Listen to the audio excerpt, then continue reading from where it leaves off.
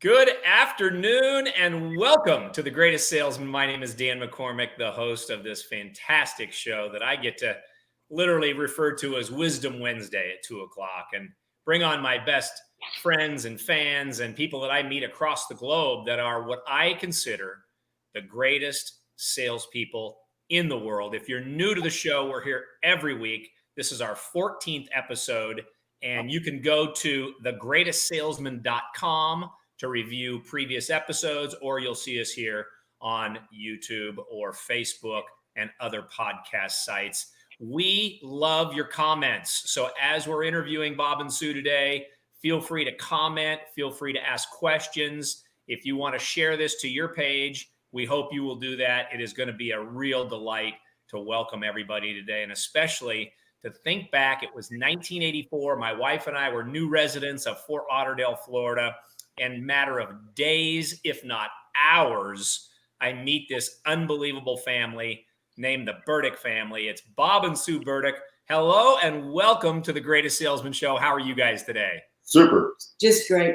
So great to have you guys. And I mean, I know every single week I look forward to this so much. So for all of our listeners that may be listening in, whether you listen today, 6 weeks, 6 months, or 6 years from now, please feel free to share. Feel free to like, feel free to review the podcast. We'd love you to be able to do that. It is so great to have you guys. And you know what I love to do, because we have so many years underneath, down the river between the three of us. I love it for our listeners, if you could just take a minute and tell me, being the greatest salespeople in the world, what are 3 things you find that have shaped your life for each and every day?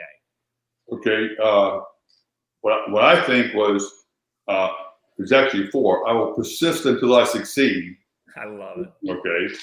Seeing the long-term benefits in things, whether it's health or financial, seeing the long-term benefits.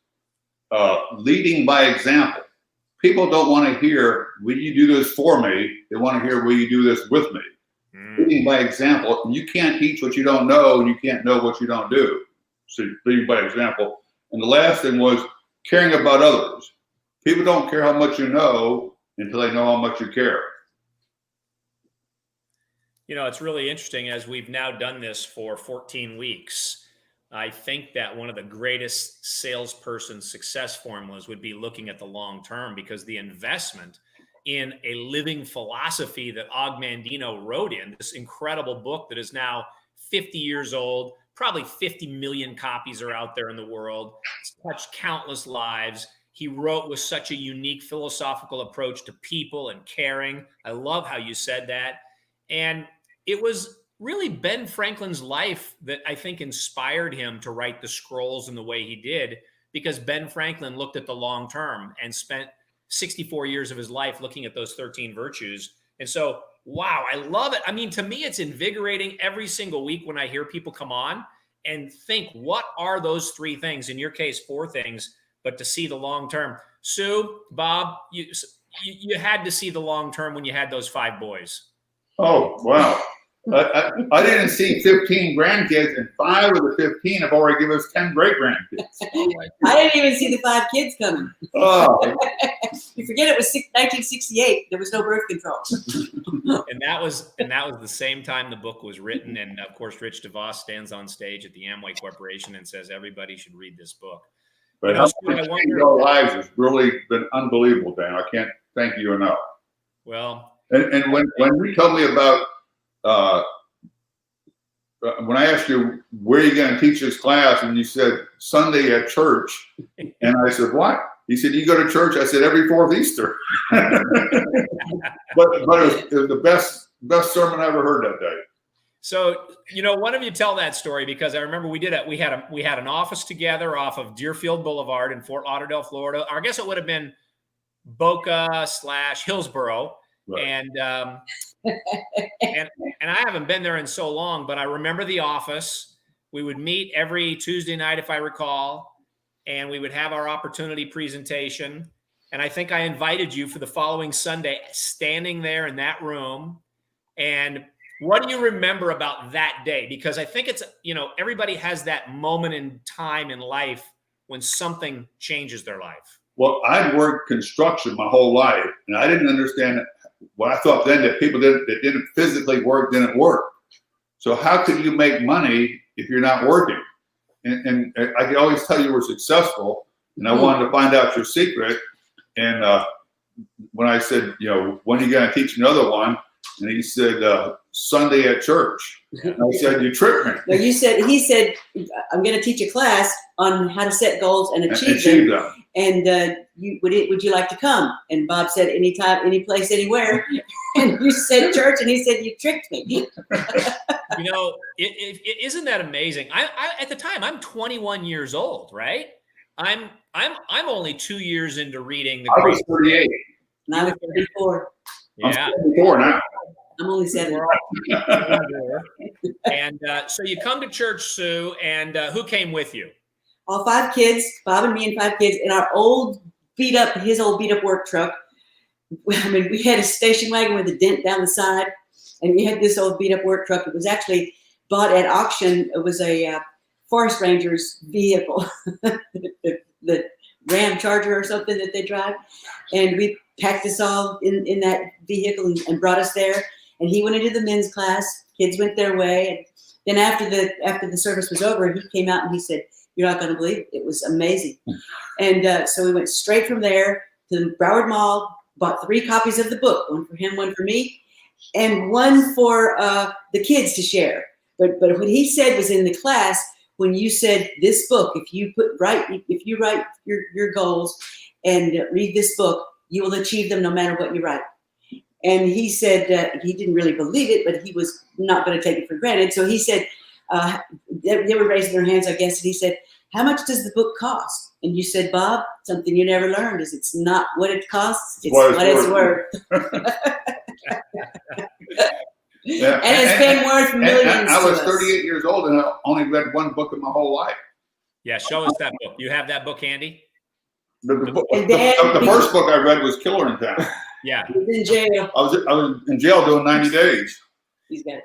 Okay, so Bob, prior to us meeting, I got this one. It's a little bit tore up. I have It's all underlined and stuff like that. All the But stories. Dan, because of this book, we've gone from a couple of high school dropouts raising 5 kids, living paycheck to paycheck and worried about our future, to millionaires living the life of the rich and famous, traveling the world, and time freedom. That's what it's given us, the most time freedom. We have business in 26 countries. We've made over 100 trips to Europe. We've done 9 around the world flights. We go to Dubai. We go to Australia, New Zealand, all over. And Dan, I was born in Itawamba County, Mississippi, at home in a house with no plumbing and no electricity, January 3rd, 1950, and I had never been out of the South. And now, like you said, we've been over 130 times to Europe, 9 times around the world. We've been able to take our family on 11 different snow skiing trips all over the United States and into Canada. We've been to Whistler, and spent more money on each trip than we used to make in 2 years. wow, amazing! It's so good to see we have people that come in and watch every week, and there's Stefan and Karen and Ed and Carrie and Regina. I mean, you got some of your friends popping in, your family's watching, I know. And so, Bob, before that day, how many years prior to were you involved with Hell's Angels? Since I got out of the Army. It was actually the Outlaws. Yeah. It was Outlaw Bike Club, yeah. I got out of the Army in 67, and I joined that year. Wow. I had some tragedies in my life that had me in a bad attitude. Yeah. Then he met me. So you guys meet, you have the 5 boys. Sue, you hear about a meeting that I was doing at the Fort Lauderdale Hilton Galt Ocean Mile, if I recall. Yes. And I mean, I think somebody at the pool invited you to the meeting. Dan, we had lost our house, and we had bought this old bus, and he put bunk beds in it, and we had sold our house before it went into foreclosure. Got on that bus, drove to Fort Lauderdale, thought we'll find a house pretty quickly, but we had trouble financing. We had money to put down, but we had no background for for someone to invest in us and to finance the house. But anyways, I was in tried to stay in a good mood. was up early every morning by the pool doing some exercises, getting the boys up and getting them off to school. And we lived in an efficiency with those kids. And, we're trying to buy this house. And so this guy came over and said something like, well, it's great you're taking care of your outsides, but what about your insides? And I just blew him off and went back in the room. And later on that day, I had the boys by the pool, and he came out and apologized that he'd been kind of rude. And he said, but I really do want to show you something. So he started talking about this company and this product. And he said, let me find a meeting somewhere. He said, I know there's a meeting somewhere. And he looked in the yellow pages, found your meetings, I guess, found you, and invited me. And he said, oh, that's another one of those scams. That's this big bearded self. And I said, I'll tell you what, I'm going with this young guy to a fancy hotel on the beach. You can come or you can stay. He came and you saved the day. Because he met you and you were so legitimate. So down to earth. Yes. And you're connected. And he was so much older. We were so much older than you that it seemed strange that our mentor would be a child. Yeah. And now, if I recall, the person that invited you, that actually sponsored you into that company, had a little bit of a rough patch in life as well. I think he received commission checks for years while being in jail. He did. He went back. He had kind of a raspy voice. So when his wife called and said, I'm going to take over because he's having some kind of larynx surgery, I thought that was the truth. And he, what happened was the best thing. He went home. He was in jail. He wasn't having surgery. But the best thing he ever did for me, besides show me the visual of network marketing, that just because we dropped out of high school, we weren't doomed to make minimum wage or do physical manual labor the rest of our lives. He introduced us to you, and you took us under your wing. We weren't on your team. You didn't make $1 on us, but you said, I'm going to turn you into my window dressing. Housewife with 5 kids. Anyways, you helped me hone my story. That's under your wing is where I learned my story. Wow. And have told it for all these years. Now, let me share a story. We have about a little over 300 acres here, and I had built a house for my mom. My mom's passed away now. And our company wires the money to your bank now, but back then they mailed checks. So we were going to Europe. I said, Mom, when a check comes, deposit it. Here's a deposit slip for me. Our check was 90-some thousand that month. When I come home, she went and had it deposited. She said, Bobby, I don't need a house. They're going to put you back in prison. This can't be legal. Nobody in or out mine. I had to bring her to a conference, and she says, Bobby, who the hell do these people think you are? And I said, all we do is work. So many people that even get in an opportunity like this, a gold mine, don't work. We never took it for advantage for one single second. But yeah, she said, Bobby, you're going back to jail. There's no way this is legal. Just go get a job. Just go get a job. I don't need a house. We couldn't explain to her that this was our job. Okay, so I remember selling my house in Boca Raton and moving into another place a little bit by the Boca Mall there. And Bob, I remember you calling me, and you found a new opportunity. And you came over to my house. You were so excited. I don't know if you remember this. But you came over to my house. I think we had just adopted, was it 8? Maybe we didn't even have our first child yet. You had adopted the first child. We had Crystal. And I remember you telling me what happened when you read the scrolls. You know what, Dan? Can I just interrupt you? You gave us this book in December 1986. Okay. We had not found that opportunity yet. I think he looked at an insurance company. We were desperate to get to make something happen because we had our boys were getting to be teenagers and looking at cars and college and we were still trying to pay the rent. And when you gave us this book, we had not found the opportunity we're in right now. And we started reading this in December of 86, and we found the other opportunity in May of 87 and never looked back. I remember you telling me, Bob, your success recorder on how things worked for your goal and your income. Talk about, because you made a commitment. I mean, reading the scrolls is not easy. It's an ask. It's 3 times a day. And you're holding up the greatest secret in the world, which is the journalized version. I'm holding up I got that little video. Matter of fact, I've got my signed copy for you guys from Ogmandino. Oh, wow. There's my signed copy, you guys. Somebody gave this to me probably 18 years ago now, but I wonder if you wouldn't tell. Is there a scroll that struck you? Because you weren't a reader. I didn't like reading either, but was there a scroll? Was there something about it that kept you going forward? I think it was the common sense of it that I never thought about before. I always thought people that were rich were either athletes or had some fantastic brain power or something. You know, like I quit school. I was making $1.50 an hour. They gave me a raise to $1.70. I was painting water towers back in 1963, so I quit school. I was making $68 a week, $3,000 a year. Wow. But I was always looking for residual income. And I think talking to you, I saw that if we did something like this for 3 or 4 or 5 years or 10 years even, we'd have residual income the rest of our life, and it could be unlimited. And Dan, I think what we you know, when you read it out loud together at night, he would read it once and I would read it once out loud to each other. Wow. But when we first started reading it, he would take it with him to the construction job. At this time, I wasn't selling real estate. I wasn't grooming dogs. I wasn't teaching aerobics. I wasn't washing windows or doing yard work or maid work or any of those things that I always did. And so I had more time at home.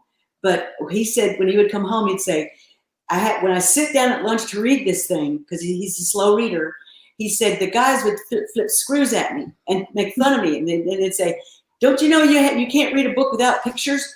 He was used to having Playboy magazine on the job or something, you know, and he had this. But what we discovered was it changed our philosophy on the way we looked at life. Like persist until you succeed.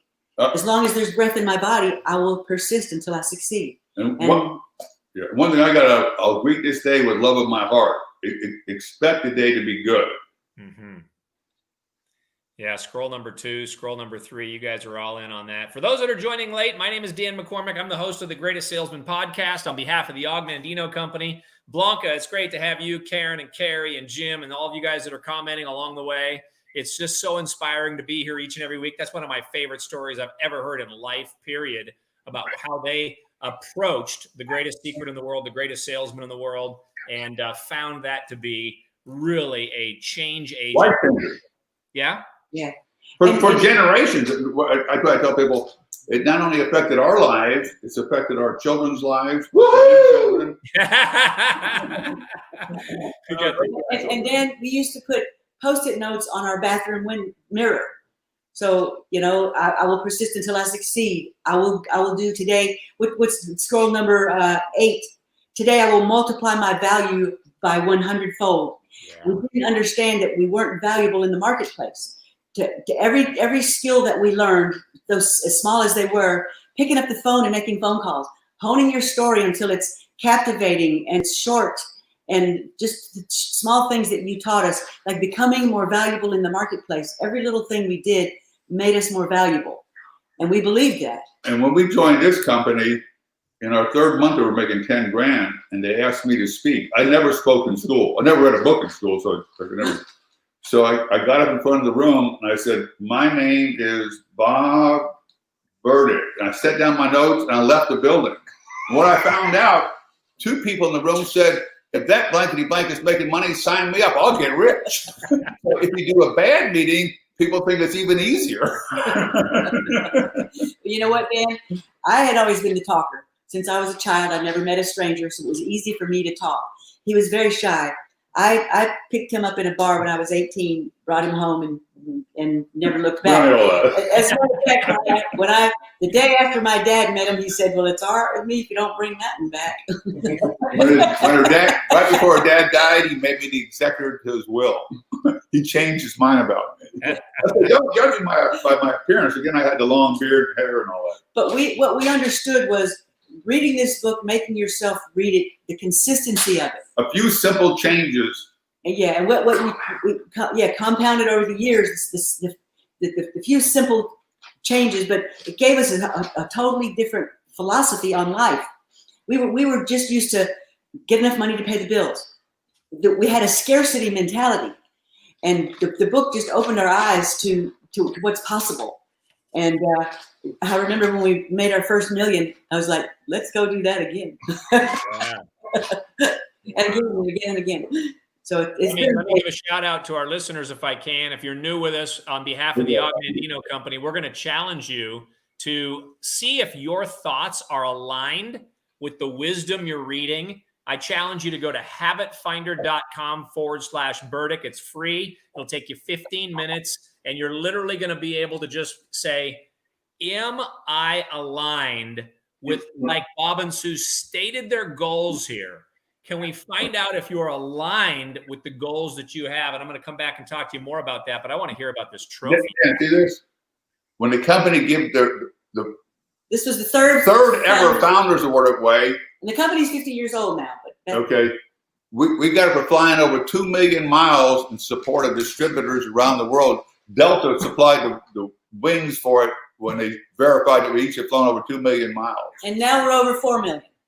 Wow. Guys, it's just the only reason the grandkids think we're cool is Bear Grylls' mother is one of our reps in the UK. When we met Bear, he was like 6 years old. I think he was 14. But he was a kid. Anyway, yeah. It's amazing how things have changed. Well, I want to congratulate you on the journey, because to me, it's always a genuine, authentic guest to be sitting in the chair you're sitting in. I mean, you are the greatest salespeople in the world today. You are the people that I get to interview and see if we can't, like Fafita, she's here every week. She says, you guys are hilarious, learning about your humility and your journey. And I know how much you love people. And I think, Bob, Sue used to share like a little quip that you used to like to talk to people, but once you read the book and you learned that you could make money talking to people, you haven't shut up since. That's exactly what I said. He hasn't shut up since. I was the shyest blank in the world. When I picked him up, I mean, there's a country western song that says, "Are you going to kiss me or what?" We, looking across the room at each other for a couple of weeks, and I finally said, "Well, that's it." but once he found out that we could make this kind of money talking, he shares his story, started sharing his story. A waiter, a taxi driver, nobody was safe. Well, again, I quit school when I was 17 to work construction, and what I never understood back then, my attitude or my thought was, how can people that stayed so clean, that don't physically work, make money? I said, they're in an office all day, they're not working. How can they make any money? I never realized that it's finding the right vehicle, and network marketing and the right company and product is the vehicle. Right. And I used to say, Lord, I can't shave poodle butts forever. Although I learned a lot about people. Their dogs are like their children. So I learned a lot about how to talk to people. But really, Dan, we give so much credit to you. Had you not taken us under our wing, and I remember a lesson you taught me. I said, I felt bad that we weren't on your team. You opened your office to us. You opened your home to us. The satellites that used to come through, we'd never have been able to see those and see people on stage the way we did. And I caught the vision. When I saw a woman on stage who was cleaning houses and things, and I said, I can do what she does. Yeah. And thanks to you for opening your home. And I can remember coming to you without Bob and saying, isn't there some way that you can change us from the guy that's disappeared to your team? And you said, that's unethical and we don't work that way. And I just broke my heart and made me just so happy. And believe it or not, the guy that sponsored us, we sponsored him in this business while he was still in jail. And he made the top spot in the company on work release. You had to get out 8 hours a day. He had an office and a phone, and he went to work and he made the top spot, and he would go back and spend the night in jail every night. Oh my gosh. Unbelievable. So I want to come back to your 3 things, Bob, for a minute, because, you framed houses for how many years do you recall? 24.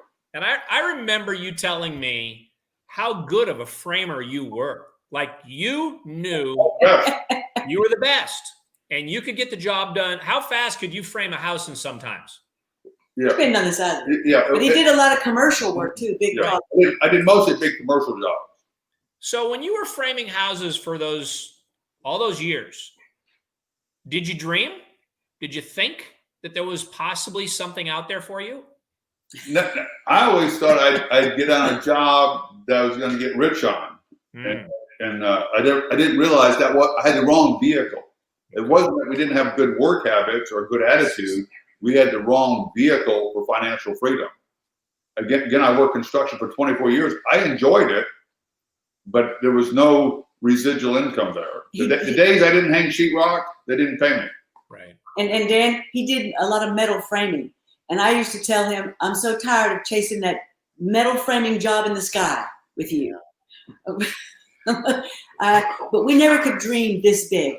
Mm-hmm. We never dreamed this big. When I first saw this and took him back to see it, because I had promised him I wouldn't sign any papers and doing one more thing, because I had done so many things that he'd put money into and I'd never made any money back. I mean, he bought the boom boxes for the aerobics. He, sent me to dog grooming school, sent me to real estate school, and so many things that he put money in.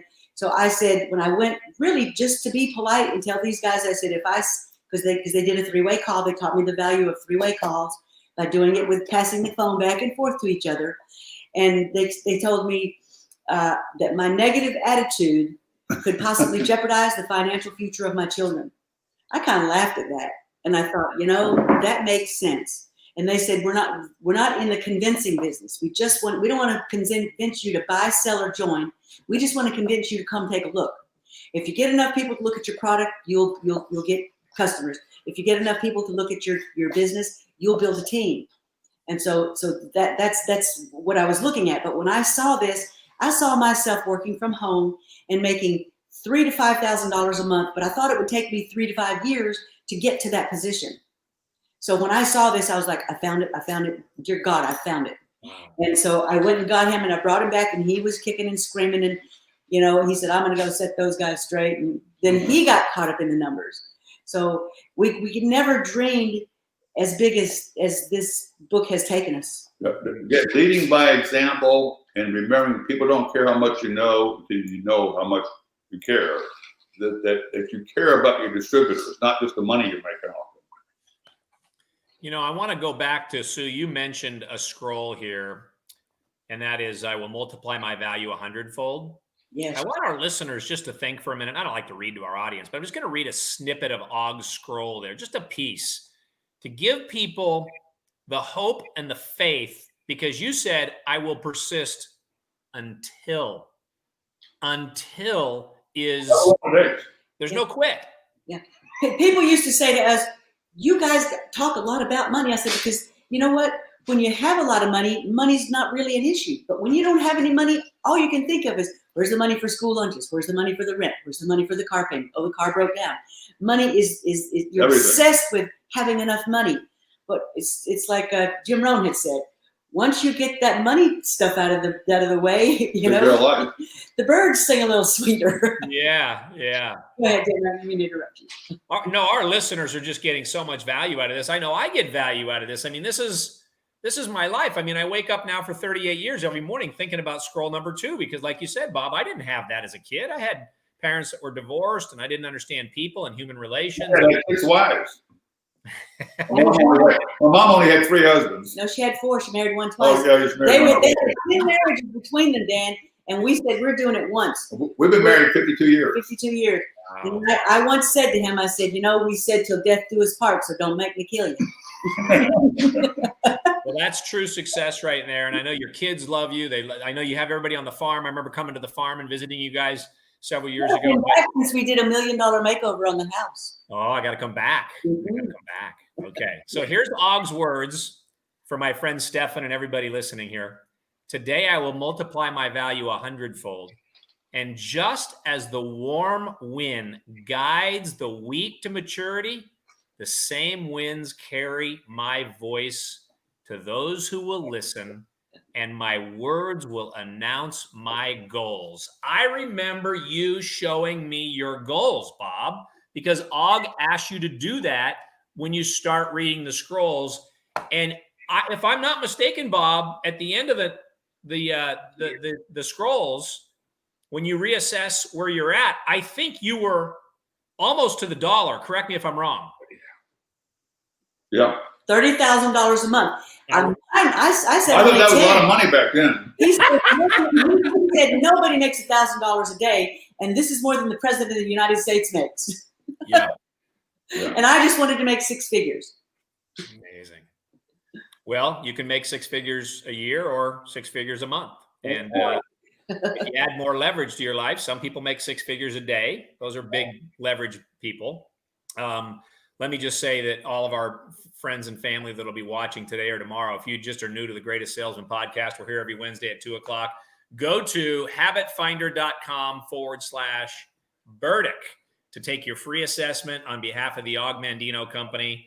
And every week, I get goosebumps about what I get to write down in my notes because I get to go rewatch the show and re-listen to your story. So, Bob, I will persist until I succeed. I see the long term, lead by example, and care about others. That is just perilous wisdom. And Dan, my whole family can't thank you enough for accepting some jerk like me and taking me under your wing back then. People today don't understand what I was back then. You know, isn't the pay it forward thing just heavenly, though? I mean, think about how many countries is your business in, did you say? 26. 26 countries, because you took the challenge and you wrote the goals and you didn't cheat. I love how Sue said you guys would read it at night once out loud for each. That is a I'm a real slow reader. I'm a slow reader. So reading a book to me is like somebody else doing 5,000 push-ups. And then, you know, our success has been amazing. We've been blessed beyond our wildest dreams. But when we see how many others we have helped rise to the top, I mean, it can make you cry. Yeah. We can affect others like you affected us. It's like watching your kids graduate from high school or doing something fabulous. Yeah. So I wonder for our listeners that might listen today, tomorrow, 6 months, 6 years from now, I wonder, Sue, if I'll start with you and then Bob can close us out here. What would you say to somebody that's stuck in the journey like you were? You were stuck, you know, living in that. What did you call the house you lived in? No, the place we lived in was an efficiency. An efficiency. It was a Small apartment. It's a very small apartment. 2 queen beds and a roll out and a kitchen and the TV. And kids. And kids. Thank God for the pool, Dad. Our grandkids can't understand where we started from. Mm-hmm. They've never known us not rich. Yeah. But we show them the pictures. Yeah. So tell me again, Rip Dan, what was it? Just talk to our audience for a minute about, for someone that's stuck, someone that maybe they've been on the journey a while, maybe they feel like they're not making the progress. What counsel would you give them? Stay hopeful. Stay hopeful. And keep seeking. I never stopped seeking opportunities. Levi's trying to coach me. He had his hand out. He was ready. Go ahead. And I think that personal growth, okay, you don't exercise just till you're 20 or 30, you know, you should do some exercise your whole life, okay? And the same with personal growth. You should consistently work to improve yourself. And today you can listen to CDs and tapes. You don't have to read the book if you're a bad reader like me. But every time you're in your vehicle, if just for 15, 20 minutes, 1 or 2 times a day, you listen to a motivated Jim Rohn, something like that, it will help change your life. Okay? Hanging around with the wrong people is what takes you down. Never underestimate the power of influence. I was treasurer of the outlaws. I was hanging around with the wrong people. He's the only one that trusted with the money. Again, my philosophy always was, be happy where I am while in pursuit of where I want to be. Wow. I had babies back when you washed diapers and hung them on the line and folded them. And I was happy there. I wasn't living in misery every day. I was happy because I knew it was a stepping stone. I knew I wasn't going to be there the rest of my life. I knew in my mind that there were better things ahead for me. I never lost track of that there were better things ahead. I wonder if you'll say that quote again, and somebody, maybe one of our listeners, can type it. There it is right there. Be happy where you are in pursuit of where you want to be. That is a very worthwhile greatest salesperson print right there. And I mean, living in an old trailer, I can remember living in that old trailer picture he showed you when I was hanging up diapers and things, because I didn't need to have room for a dryer, could afford a dryer. But I would say, you know what? We own this 17 acres here. We own this old jalopy trailer. You know, we own that old car. And I can remember when I never thought we'd have money to send our kids to private school or to college. But we stayed in that old trailer even when we could have moved out to put our kids in a private Christian school. Wow. Because I knew that they would get something there that, you know, just being out in the world wouldn't give them, and that I maybe could never afford to give them. So we made sacrifices like that, you know, and it's turned out to better our lives. You have to make sacrifices in all areas of life to get to where you really want to be. Yeah. And our lucky day was when the guy by the pool found a meeting to bring us to, and there you were. I mean, you and Bob made such a connection. It was amazing. The bromance. Two different people. Bromance. Total opposites. Old guy, young guy, you know, outlaw motorcycle guy, and devoted Christian, devoted Mormon. So it was. Sure love you guys. I can't tell you how grateful I am that you'd come on and be willing I to want to share. thank you for the call. Yeah. Thank you for inviting us. Yeah. Well, on behalf of the Augment Company, I'm sorry, go ahead. We never thought ourselves worthy of being on here with you. Well, you are the greatest salesperson in the world today. This is a great story. It's one that's inspiring to many, and hopefully you'll share it with your team. I'll share it with mine, and hopefully we'll go out and make ourselves available and be ready to be prepared to meet the next person that is the Bob and Sue or the Dan or any one of your sweet children that join you in the journey, and the thousands that have joined you in 26 countries around the world, the tens of millions, the hundreds of millions of dollars in business you've done. It's really an honor to have you here. And I want to thank our listeners and thank you and thank your family, and appreciate you guys putting in the time to get your books out. Thank you. Give this some thought. And I hope everybody has the greatest day of your life. And I'm Dan McCormick. Have the greatest day, and bye for now. Bye-bye.